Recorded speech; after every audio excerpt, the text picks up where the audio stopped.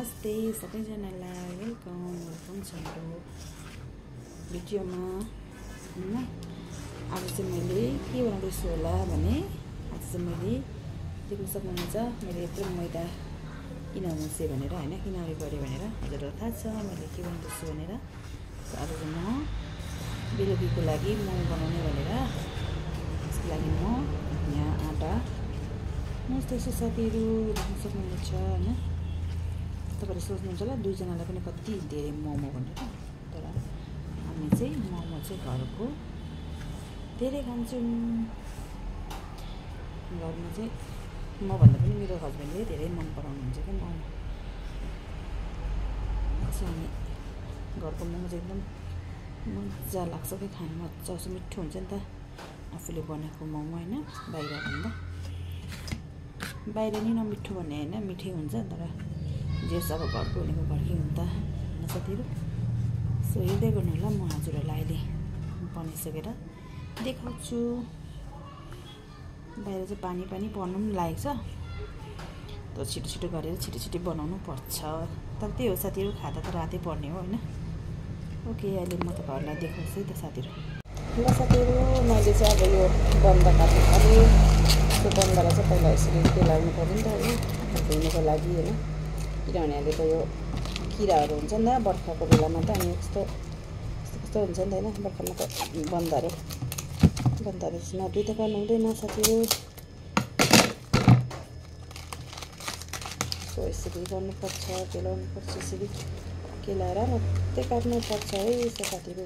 अब किनभने मलाई चाहिँ त्यो बर्खामा अलिकति कस्तो लाग्छ नि त है, त्यो भएर चाहिँ म त्यसरी काटेर काट्दैछु। खासै राम्रो चाहिँ हुँदैन यो बन्दाहरू यताको चाहिँ, अन्त अब गाउँघरको जस्तो त के पो राम्रो हुन्छ र साथीहरु हैन। तरै पनि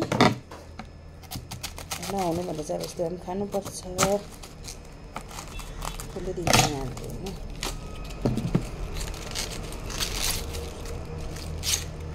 यसरी केलाउनु पर्छ, पत्र केलाएर चाहिँ यसलाई धुइँदै गर्नुपर्छ, अनि मात्रै काट्नुपर्छ।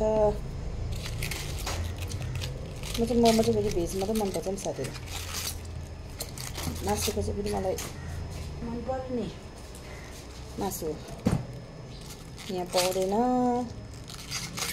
हैन। त्यही के भन्नु, अब दसैँमा गएर खानुपर्छ।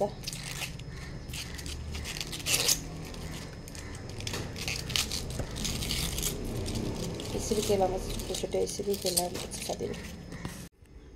मैले चाहिँ यो न्युटेला पनि काटिसकेँ साथीहरु, देख्न सक्नुहुनेछ हैन। सँगसँग म यो प्याज पनि मैले काटिसकेको छु हैन। यो प्याज पनि म हाल्छु साथीहरु, देख्न सक्नुहुनेछ। अनि यो थोरै गाजर पनि छ, गाजर पनि मैले हालिसकेँ साथीहरु हैन।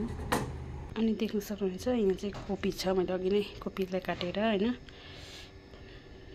नुन हालेर भिजाएको थिएँ। सो यसलाई पनि मैले हालिदिएँ साथीहरु। अब रह्यो यहाँ अदुवा पनि मैले हालिदिएँ साथीहरु। किमा रेडी भइसक्यो साथीहरु।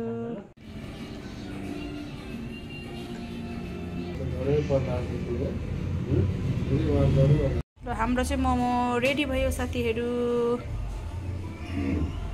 सो मेरो मोमो चाहिँ रेडी भयो साथीहरु, देख्न सक्नुहुनेछ।